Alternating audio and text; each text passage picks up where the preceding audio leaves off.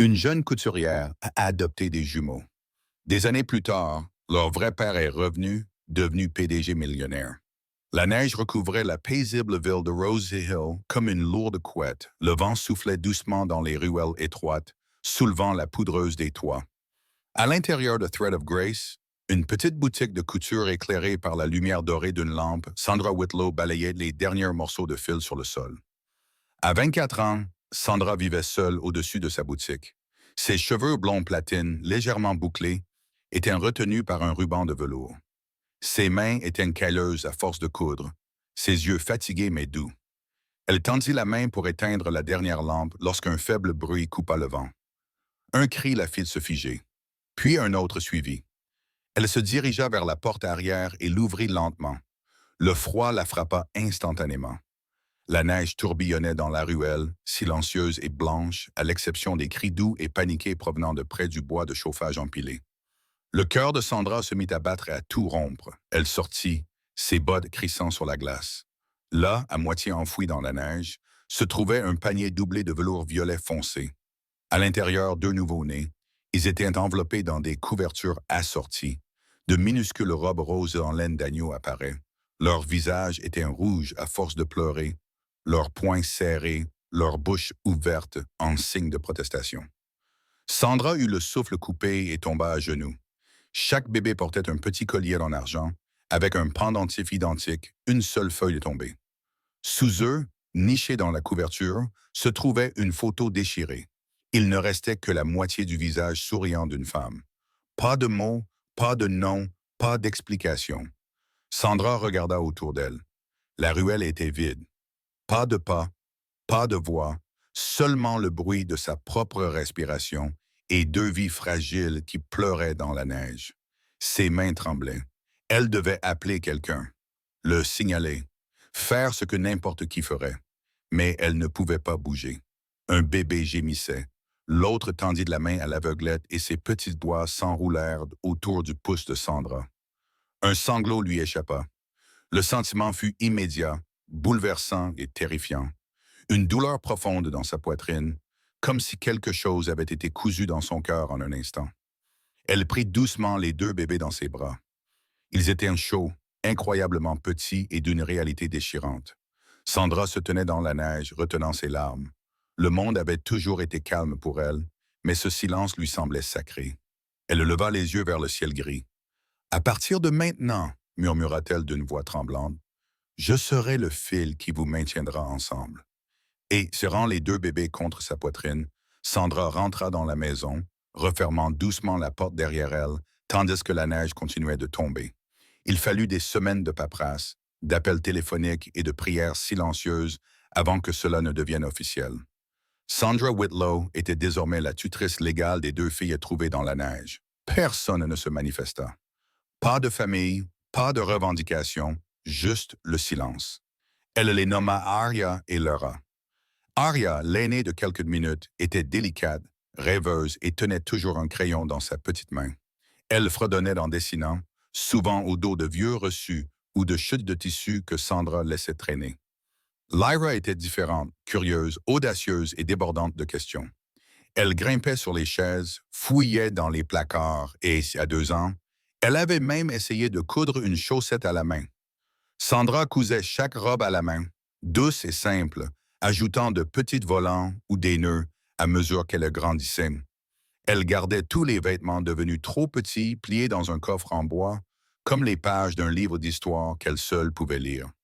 4 années de séparent dans un rythme calme, désordonné et magnifique. Les matins commençaient par une série de renversements et de rires.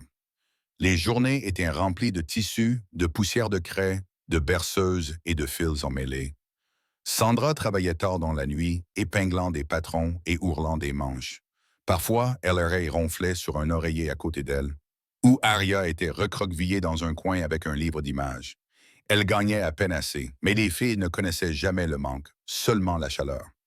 Sandra a appris à vivre avec les yeux fatigués et les bras chargés. Elle a appris les noms des couleurs préférées d'Arya et comment LRA aimait ses pommes pelées, mais pas trop fines. Elle mémorisait l'odeur de leurs cheveux après le bain. Elle embrassait leurs genoux écorchés, chassait leurs mauvais rêves et leur apprenait à coudre un bouton. À tous égards, elles étaient siennes. Et pourtant, certaines nuits, lorsque la maison était plongée dans l'obscurité et que la seule lumière provenait de la petite lampe au-dessus de la table à coudre, Sandra sortait la vieille photo et les deux colliers en argent de la boîte en fer blanc sous son lit. Le pendentif en forme de feuille tombée brillait encore faiblement, intact. La photo déchirée montrait toujours le sourire de la même femme, mais sans nom, sans indice. Le mystère restait un nœud qu'elle n'avait jamais pu défaire. Elle se disait que cela n'avait pas d'importance. Mais parfois, Aria posait des questions de sa voix douce et prudente.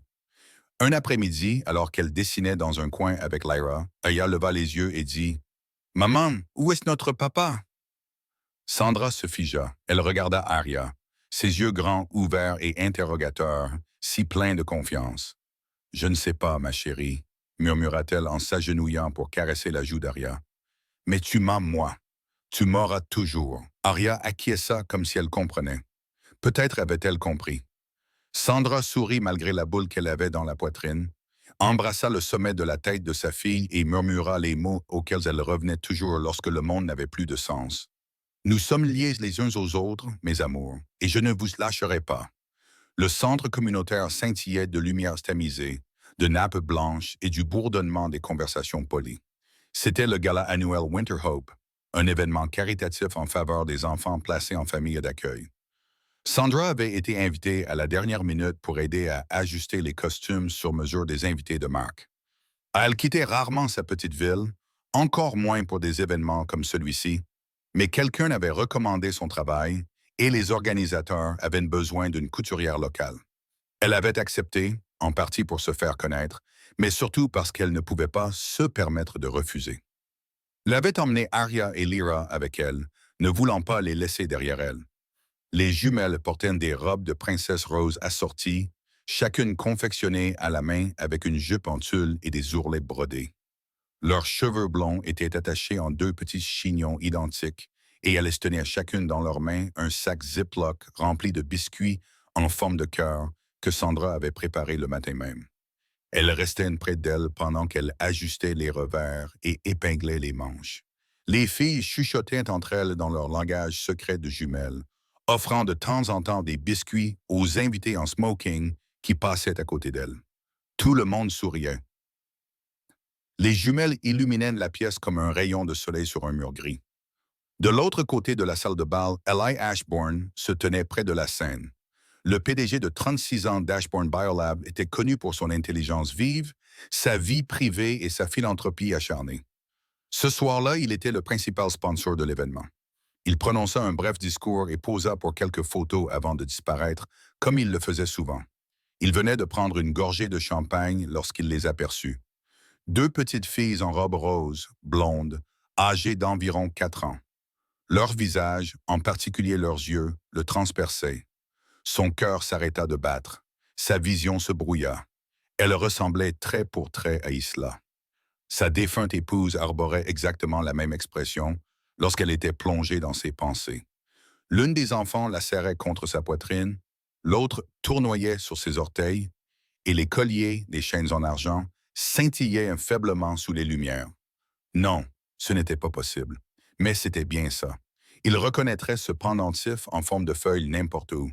C'était un héritage de la famille Ashbourne, fait sur mesure pour Isla avant la naissance des jumelles. Seuls 2 exemplaires avaient été créés, un pour chaque enfant. Ses jambes se mirent en mouvement avant que son esprit ne comprenne. Il traversa la pièce, chaque pas alourdi par l'incrédulité. Il s'arrêta juste devant les filles, s'accroupissant pour les regarder dans les yeux. Lyra leva les yeux la première. « Salut !» dit-elle avec audace. Son lacet était défait. Eli s'agenouilla, les doigts tremblant légèrement, et tendit la main pour le nouer. Alors qu'il se penchait, sa petite main effleura la sienne. Puis vint la phrase qui brisa quelque chose au plus profond de lui. « Tu sens comme mon oreiller », dit Lyra avec désinvolture. « Le rose. » Ellie se figea. Il leva lentement les yeux vers ceux de la fillette. C'étaient les yeux d'Ella. Ses yeux. Tout en lui se tordit. Douleur, espoir, incrédulité, nostalgie. Aria recula légèrement, serrant son sac de biscuits. Sandra venait de se détourner de son client, remarquant l'homme agenouillé près de ses filles. « Je suis désolé, dit-elle en s'avançant avec un sourire poli. Elle vous gêne? Ellie se leva lentement, s'essuyant les mains sur son pantalon de costume. Il s'efforça de paraître calme. Non, pas du tout, dit-il d'une voix plus basse que d'habitude. Elles sont adorables. Ce sont les vôtres? Sandra acquiesça. Oui, ce sont mes filles. Des jumelles? Demanda-t-il, même s'il le savait déjà. Oui. Son regard était bienveillant mais prudent. Il sourit doucement. Elle me rappelle en quelqu'un que j'ai connu autrefois. Il y eut un silence, un peu trop long. Puis Sandra rappela doucement les filles à ses côtés. Ellie les regarda courir vers leur mère, leurs robes virevoltant, leurs boucles rebondissant, gloussant à l'unisson. Les colliers en argent scintillaient sous le lustre. Il resta immobile, le bruit de la salle de bal s'estompant derrière lui. Car à cet instant, il sut qu'elles n'étaient pas seulement des inconnues en robe rose, elles étaient des siennes, et Eli n'avait pas dormi depuis le gala. Assis dans son appartement terrasse, il contemplait les lumières de la ville, incapable de chasser de son esprit l'image de ses deux petites filles, leurs cheveux blonds, leurs colliers en argent, leurs yeux. Arabelle et Léora. Non, il les avait enterrées. Il avait fait leur deuil. Il avait accepté leur absence comme une blessure qui ne cesserait jamais de saigner. Et pourtant, quelque chose en lui, quelque chose de plus profond que la logique ou le chagrin, lui murmurait « Elles sont vivantes ». Il parcourut les photos de l'événement en ligne jusqu'à ce qu'il trouve ce qu'il cherchait, une photo prise sur le vif de la foule. Dans le coin du cadre, à peine visible, se trouvait l'enseigne d'un magasin, Thread of Grace. En dessous, le nom Sandra Whitlow. 2 heures plus bas, Eli était au volant de sa voiture, roulant dans la neige fondue et le brouillard vers la campagne de l'Oregon. Son cœur battait à tout rompre pendant tout le trajet. La ville était petite, calme, le genre d'endroit où le temps s'écoule plus lentement. Il trouva la boutique nichée entre un fleuriste et un restaurant. Elle était pittoresque, avec du lierre grimpant sur un côté et des rideaux pastel aux fenêtres. En fin d'après-midi, il sortit de sa voiture et traversa la rue. À l'intérieur de la boutique, Sandra était en train de balayer. La petite cloche au-dessus de la porte n'avait pas encore sonné. Elle s'arrêta. On frappa à la porte. Lentement, régulièrement, sans précipitation. Elle s'essuya les mains sur son tablier et se dirigea vers l'entrée. Arya et Lyra, vêtues de leur robe rose habituelle, étaient assises par terre et jouaient avec des échantillons de tissu. Au bruit, elles se redressèrent et la suivirent en gloussant. Sandra ouvrit la porte et se figea. Eli se tenait là, grand, vêtu d'un manteau anthracite, son chapeau à la main. Ses yeux, cernés de fatigue, s'adoucirent dès qu'il les vit tous les trois ensemble. Arya cligna des yeux. « Maman, c'est l'homme au gilet. » Lyra plissa les yeux, puis sourit. On dirait qu'il sort tout droit d'un conte de fées. Sandra fronça les sourcils. « Monsieur Ashbourne, comment avez-vous… » « Je suis désolé, dit Ellie doucement. « J'espère que je ne dérange pas. J'ai besoin d'un costume sur mesure pour une conférence à venir, et vous êtes la première personne à qui j'ai pensé. » Elle hésita. Puis, par politesse ou par curiosité, elle s'écarta. « Entrez. » La boutique était chaleureuse et accueillante. Ses étagères étaient remplies de rubans, de rouleaux de tissu et de robes finies soigneusement suspendues au mur. Des croquis étaient épinglés près de la fenêtre et un dessin au crayon représentant une princesse, réalisé par un enfant, était collé à côté. Eli entra, balaya la pièce du regard, puis posa les yeux sur les jumelles. Elles s'assirent à côté de lui sans hésiter. Lyra attrapa un morceau de papier et griffonna une tache violette avec des jambes. Elle le brandit. « C'est toi, dit-elle fièrement. Dans la robe de mariée de maman. » Sandra eut le souffle coupé et rit, troublée. « Lyra! » Mais Eli rit, posant une main sur sa poitrine. « Si porter une robe de mariée me permet d'avoir 2 princesses comme vous, je suis partant. » Sandra s'agenouilla à côté de lui et commença à prendre ses mesures, ses doigts effleurant sa manche. Elle remarqua que son regard s'attardait, non pas sur elle, mais sur les filles. Ce n'était pas de l'admiration. Ce n'était pas de l'amusement.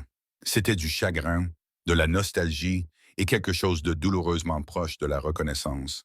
LRA, bâillant, grimpa sans un mot sur les genoux d'Ellie. Elle se blottit contre sa poitrine et s'endormit. Il ne bougea pas.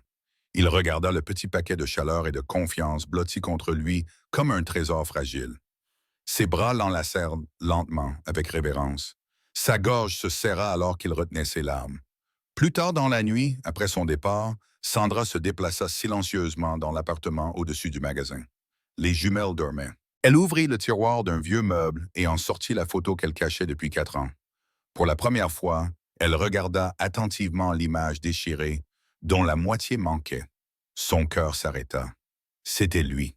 Elle ouvrit son ordinateur portable, les doigts tremblants, et tapa une recherche. Les jumeaux de la famille Ashbourne, incendie. Les articles de presse envahirent l'écran.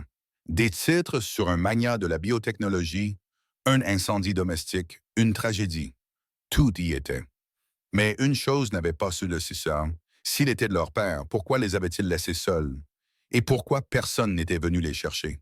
Elle fixa la photo qu'elle tenait dans sa main, 2 bébés emmaillotés dans du velours violet, et murmura sans savoir si c'était la peur ou le destin qu'elle sentait monter en elle.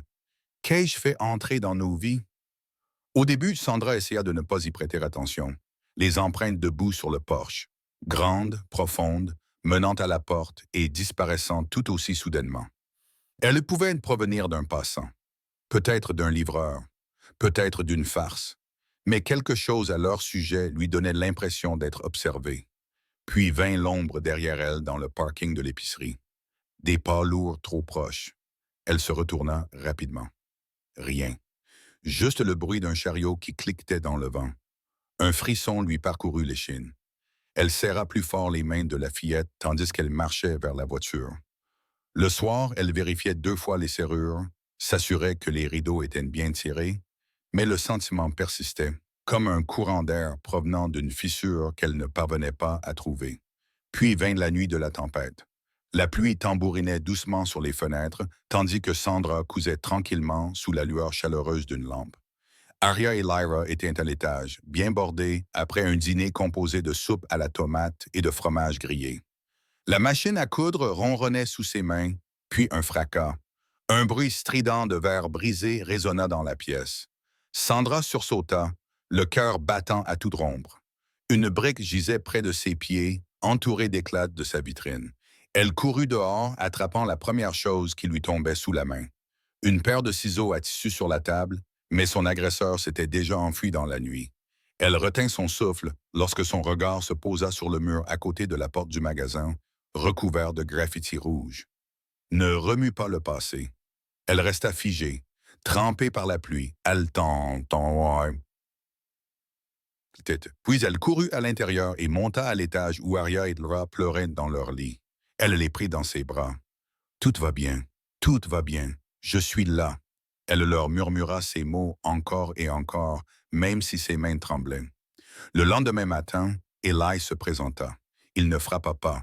Il fit irruption dès que le panneau « Hoover » s'alluma, le visage pâle retenant sa colère. Il avait lu un article sur l'agression dans un blog à sensation. Les City People spéculaient déjà sur le mystérieux incident survenu dans la boutique de la couturière. Sandra balayait les morceaux de verre sur le sol, la paume bandée avec une serviette. Le sang avait imprégné le tissu. Que s'était-il passé? La voix d'Ellie était basse, tendue. « Je vais bien », répondit-elle machinalement en le contournant. Mais Eli lui saisit doucement le poignet. Le poignet. « Tu saignes. » Il s'agenouilla, sortit un mouchoir de son manteau et commença à lui bander la main avec une précision lente et minutieuse. Ses doigts tremblaient. « Tu as besoin de sécurité, dit-il. Je n'en ai pas les moyens. Moi, je peux. » Sandra ouvrit la bouche pour protester à nouveau, mais son regard l'en empêcha. Cette nuit-là, un SUV noir aux vitres teintées se gara discrètement de l'autre côté de la rue. 2 gardes de sécurité entraînés se relayèrent pour surveiller les environs. Arya et Elera leur firent un signe depuis la fenêtre, pensant qu'il s'agissait d'un jeu. Eli ne partit pas non plus. Il dormit dans sa voiture devant le magasin, un œil toujours ouvert. Et à l'intérieur de la maison, quelque chose changea. Il s'intégra à leur rythme. Un matin, Arya lui demanda s'il pouvait l'aider à tresser ses cheveux. Et même s'il était maladroit, elle rit tout au long de l'opération. Lyra lui apprit à faire des crêpes en forme d'ours. Sandra observait tout cela depuis le coin de la pièce, une douleur grandissante dans la poitrine. Il n'y avait aucune feinte dans l'horreur qu'Ellie leur portait. Il n'y avait aucune feinte dans la façon dont il soulevait Lyra lorsqu'elle trébuchait, ou dans la façon dont il fredonnait une berceuse qui, selon Arya, semblait tout droit sortie d'un rêve.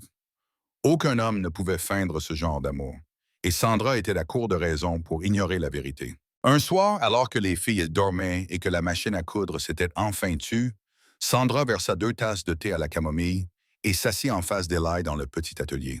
Plus question de se cacher. Eli fixa sa tasse. Puis il parla. Elle est morte 2 mois après avoir accouché. Ice-la. Sandra ne l'interrompit pas. Je tenais à peine le coup, continua-t-il. Les filles éteignent tout ce qui me restait, puis il y a eu l'incendie. Ils ont dit que c'était un problème d'électricité. La chambre des enfants a pris feu en premier. Il fit une pause. J'ai enterré 2 cercueils vides, murmura-t-il, parce qu'il n'y avait pas assez à trouver. Sandra retint son souffle. Il leva les yeux, le regard à vif. J'ai arrêté de vivre ce jour-là. J'ai juste continué à respirer jusqu'à ce que je les voie dans cette boutique. Elle fouilla dans son tablier et en sortit une petite photo plastifiée, celle qu'elle avait cachée toutes ces années. Elle la lui tendit en silence, Eli fixa l'image déchirée, son propre visage souriant. Isla à ses côtés, le ventre gonflé de vie. Il la retourna. L'encre délavée avait traversé le papier. Pour celui qui les trouve, sa gorge se serra. La voix de Sandra se brisa lorsqu'elle dit « Je pense qu'ils étaient destinés à te retrouver. Mais peut-être étaient-ils aussi destinés à me retrouver. » Il ne dit rien, mais à ce moment-là, quelque chose dans l'air s'adoucit, comme un fil qui avait été emmêlé trop longtemps et qui commençait enfin à se démêler. La vérité avait des dents, et maintenant, elle ripostait enfin. Après que les tests ADN eurent confirmé ce qu'Eli sentait déjà au plus profond de lui, à savoir qu'Arya et Lyra étaient ses filles, il ne pouvait plus rester les bras croisés. Il ne lui suffisait pas de les avoir retrouvées. Il avait besoin de réponses. Il avait besoin de justice. Les questions qui le hantaient depuis 4 ans hurlaient désormais plus fort. Comment sa fille avait-elle survécu à un incendie qui n'avait rien laissé derrière lui? Qui l'avait orchestré? Et pourquoi? Plus il creusait, plus un seul nom revenait sans cesse. Vincent Marrow.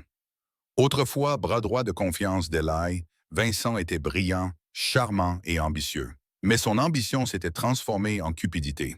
Quand Eli avait découvert que Vincent avait vendu des recherches confidentielles à un concurrent, il l'avait licencié sur le champ. Vincent avait disparu sans un mot, mais apparemment pas sans un plan. Tout s'expliquait maintenant. L'incendie s'était déclaré quelques semaines après les funérailles d'Isa, alors qu'Ellie était à bout. Vincent avait attendu qu'il soit au plus bas, que son monde s'écroule, le moment idéal pour frapper.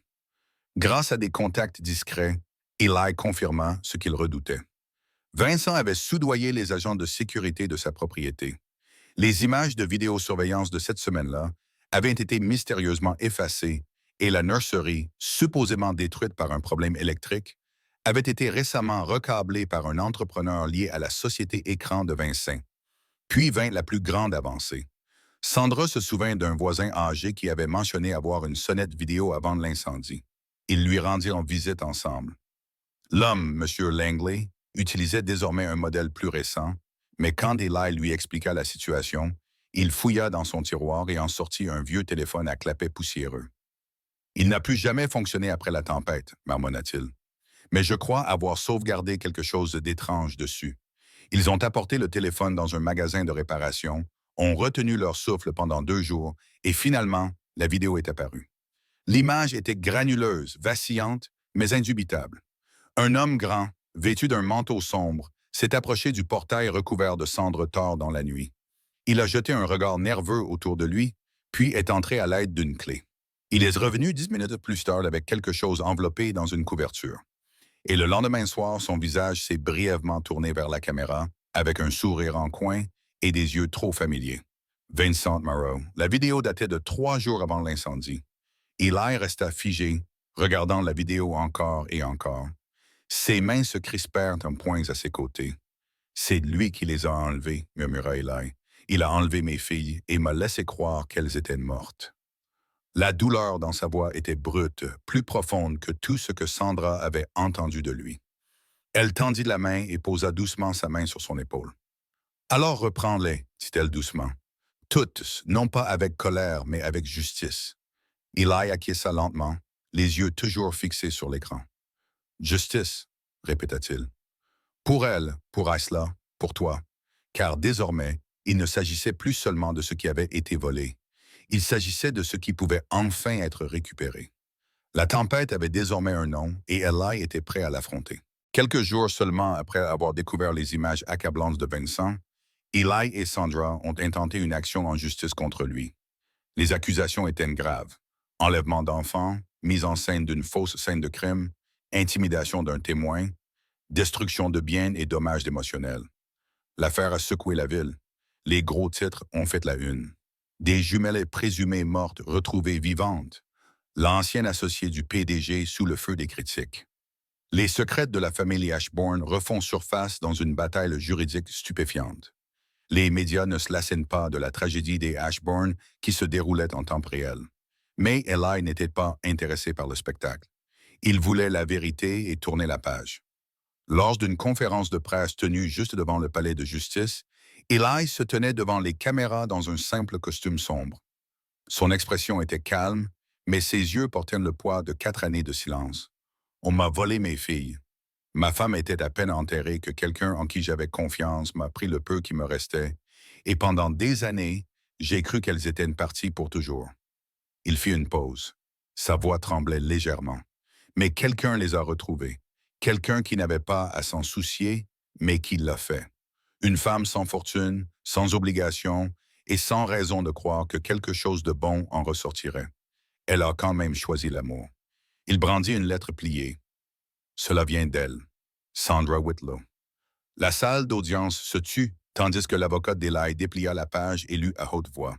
Je ne les ai pas mises au monde, mais dès l'instant où je les ai tenues dans mes bras, enveloppées de velours et pleurant dans la neige, elles sont devenues ma chair et mon sang. J'ai cousu toutes les robes qu'elles ont portées. Je suis resté éveillé toutes les nuits où elles étaient malades. Je les ai entendues rire et pleurer et m'appeler maman avec toute la foi d'un enfant. C'est réel. Et si l'amour fait de moi une mère, alors je suis aussi leur mère. De l'autre côté de la ville, Sandra était assise au fond de sa maison silencieuse, regardant seule l'émission. Ses mains tremblaient tandis que ses mots remplissaient la pièce. Elle n'avait pas l'intention de dévoiler son cœur au monde entier, mais elle était contente qu'il l'ait fait. Au tribunal, d'autres éléments de vérité ont été révélés. Miriam Brooks, une infirmière à la retraite qui s'était autrefois occupée d'Ella Ashbourne, est montée à la barre des témoins. Sa voix s'est brisée lorsqu'elle a tout avoué. Comment Vincent l'avait abordée sous prétexte d'une urgence? Comment elle lui avait confié les filles, pensant que c'était pour leur sécurité? Comment il l'avait menacée de se taire? Je ne savais pas, a-t-elle murmuré, ce qu'il ferait d'elle. Je ne savais pas qu'il les abandonnerait. Le coup de grâce vint de 2 petites voix. Arya et Lyra apparurent dans une vidéo préenregistrée depuis leur chambre, souriant nerveusement dans leur robe rose assortie. Elles se tenaient fermement la main. « Nous ne voulons aller nulle part, » dit Arya. « Maman nous aime, » ajouta Lyra. « Papa nous aime aussi maintenant. » Arya acquiesça. « Nous voulons rester avec maman et papa. » Ce moment a brisé même les cœurs les plus durs dans la salle d'audience. Le verdict ne s'est pas fait attendre. Vincent a été officiellement inculpé. La libération sous caution a été refusée. Il a quitté la salle d'audience menotté, le visage pâle et abattu. Mais le véritable moment de vérité est survenu plus tard dans la soirée. Sandra était en train de fermer la boutique lorsqu'elle a remarqué quelque chose posé sur sa table à couture. Une boîte en bois ficelée. Une petite note écrite de la main d'Élie était posée à côté. Pour la femme qui a recousu un monde brisé. À l'intérieur de la boîte se trouvait la vieille machine à coudre que sa défunte mère utilisait autrefois. Celle qui rouillait dans le grenier depuis longtemps, irréparable. Sauf qu'à présent, elle brillait comme neuve. Ses engrenages avaient été huilés, le métal poli. Mais ce n'était pas seulement la machine qui lui coupait le souffle. Une petite plaque en laiton était fixée à l'avant. Ellison Ashbourne Atelier, où l'amour commence, un point après l'autre. Sandra la fixait, le cœur battant, les mains couvrant sa bouche tandis que les larmes coulaient librement. Ellie avait réuni son passé et son présent en un seul geste de dévotion silencieuse. Il s'avança depuis l'embrasure de la porte, hésitant. Elle n'hésita pas.